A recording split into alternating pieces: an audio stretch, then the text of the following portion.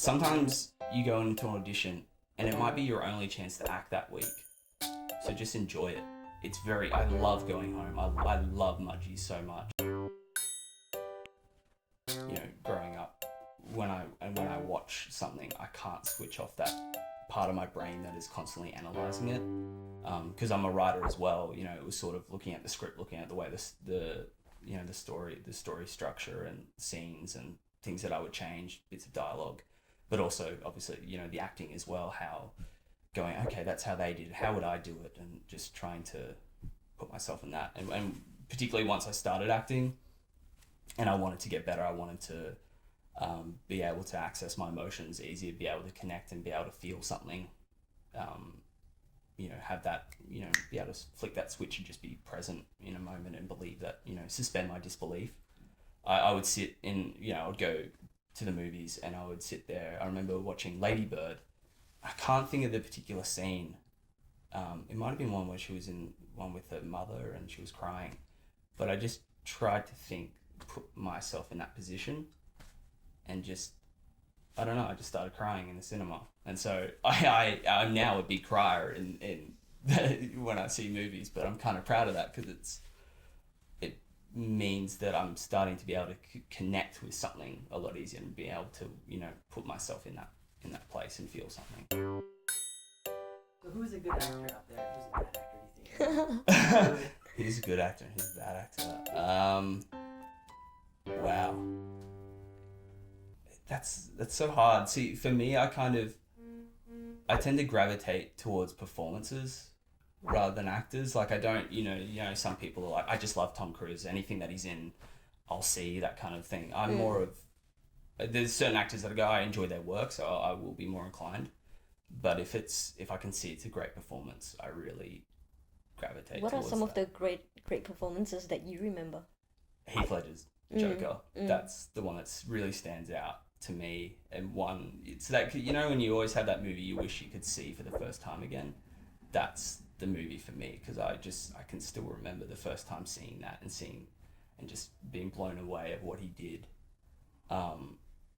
And so there's the Joker and Matthew McConaughey in True Detective, Anthony Hopkins in Silence of the Lambs.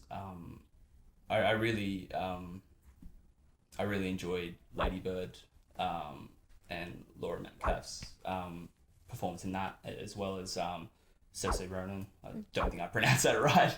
Saoirse Ronan? Yeah, I think you got it right the first time actually. Is that how you said it? I'm not sure. Okay, let's not butcher it. Yeah, let's not butcher the beautiful Irish I language. love her accent though. It's good. And it's incredible, like her Irish accent is just so sweet and beautiful. And you can just seamlessly go into your standard American. It's incredible. Yeah. But yeah, that kind of stuff. Just anything that's just honest, I guess, and bold in a way. I'm really excited to see the new Joker movie. I'm not a huge comic book fan, but I've always loved the Joker and just the darkness that's in it. I tend to go towards the darker movies, the ones that are a bit more intense and the ones that sort of don't shy away from the tough stuff. Yeah. Whether that could be simply something that just breaks your heart or something that really is confronting and makes you go, oh, okay. That's sort of what I tend to gravitate towards. So any performance like that, gets This me one in. feels like they made it a lot more intense, like they amped it up in terms of the darkness and the intensity.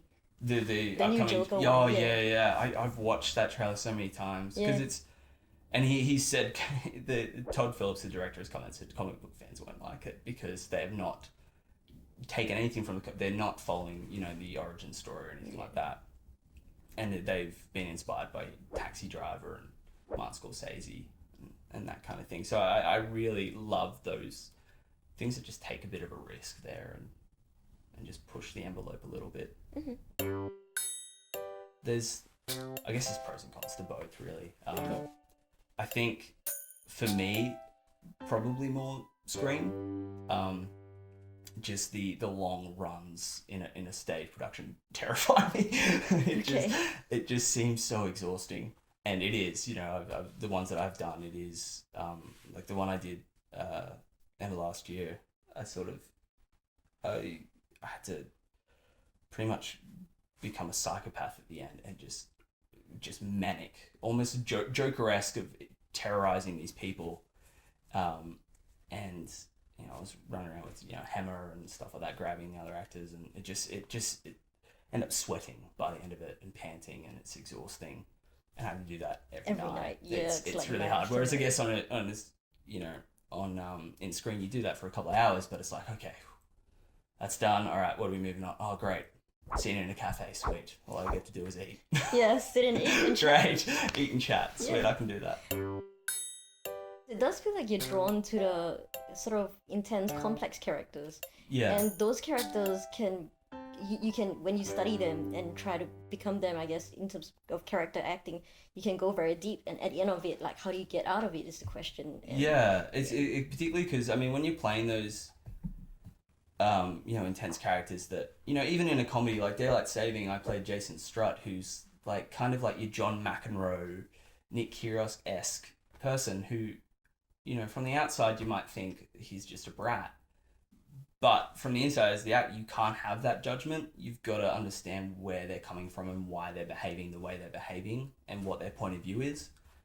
And so you do have to kind of unpick that and get into that and understand the character. So you fall deep into that. And so it creates a great level of empathy, which is really good.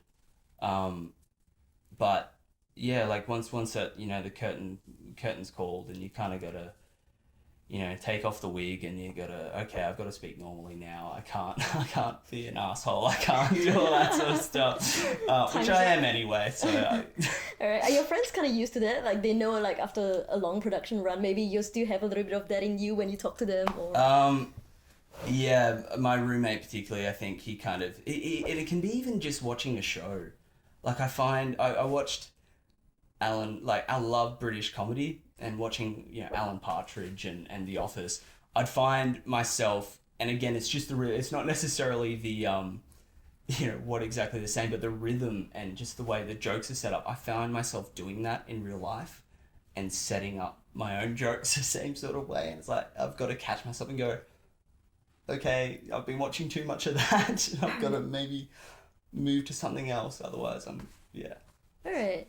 So I do kind of pick that up a bit quick, and then I've got to try and work out how to put it back down. Yeah. For an audition, you might only get 2 pages and that's it. You don't know what's come before, you don't know what's coming after, so you got to fill in the gaps. And an audition, it's not about being right or wrong, it's just about being truthful and giving something that they can at least see as going, okay, I mean, I can, we don't want it to get that emotional, but I can see what he did there. That's good. All right, maybe we can work with that. There's a bit more pain that actually might work for the character. A little bit more pain there. Or wow, he did it as a funny monologue. That's interesting. All right, but if you just kind of and so that's a good thing to learn in class, I guess, and that's something I sort of do, and my teacher has really pushed for, is create your own story around it. Don't rely on the footage or the plot to it. So For people who are looking to go into acting, like if they are anxious about it or anything like that, like what kind of tips do you have for them? In terms of like those who want to be an actor? Yeah, or if they're just starting out, or if they have, anxiety. Yeah, one thing, and I go to the Actors Studio, which is in Surrey Hills, and Clarence White's the teacher. And one thing he really focuses on, he's all about truth. What is your truth? What is, the truth in the scene, taking away those expectations of what it should be, and just, he's all about what happens between those two actors and what's happening in that space there. And so a part of that is really, you got to look inside yourself, and it's not in a way of, you've got to torture yourself with your own trauma. It's a way, you look inside yourself and you look at things, okay, what do I find evocative? What triggers me? What things do I get emotional about? And, you don't want to be, going, okay, let me think of my dead dog and all that sort of stuff. But it's more of just going, I was really affected by my, when my dog died, and this is what happened. Just trying to understand what makes you tick, because then when you get a script or, you know, in a scene, and it could be something that you can't relate to at all. Like maybe, you know, if you've never lost someone, you know, if someone really close to you hasn't died, if you've been fortunate in that and you haven't gone through that intense grief, you might go, okay, then what feeling, where's that feeling that, you know, where can I relate to that feeling? I might not relate to the circumstance, but the feeling that's in there. And by doing that work of going, you know, what triggers you, what, you know, stimulates you, what do you find evocative, that's when it helps. It really helps, because you go, okay, the idea of loss and loneliness or rejection or, you know, things left unsaid or something really, you know, if that makes, you know, you sort of tick and really sort of hits you in the heart, then you go, okay, I'm going to put that in there. I'm going to say, you know, my dad who died, I never got to tell him this thing and it's torturing me, or whatever it might be. Might have nothing to do with the script or the scene, but that feeling there relates to it. Yeah. Okay. It's all good. You wanted me, here I am. I want to see what you do. And you didn't disappoint. You let 5 people die. Then you let Dent take your place. I mean, to a guy like me, that's cold. Where's Dent? Those marbles want you gone so they can get back to the way things were. But I know the truth. There's no going back. You've changed things. Forever. Then why do you want to kill me? I don't want to kill you. What'll I do without you? Go back to ripping out mob dealers? No. No. You complete me. You're garbage who kills for money. Don't talk like one of them. You're not. Even if you'd like to be. See, to them, you're just a freak. Like me. They need you right now. But when they don't, they'll cast you out. Like a leper. See, their morals, their code. It's a bad joke. Dropped at the first sign of trouble. They're only as good as word allows them to be. I'll show you. When the chips are down, these civilized people, they'll eat each other. See, I'm not a monster. I'm just ahead of the curve. Yeah, that's it. That's it. Hey guys, thanks for hanging with us on the Convo couch, and thanks to Brayden for coming along. Thank you very much. Had a lot of fun. I hope you guys did too. See you next time, and don't forget to subscribe on the links below. Hi everyone. I hope you enjoyed my interview on Convo Couch. Inspirational words. I don't know. Don't do it.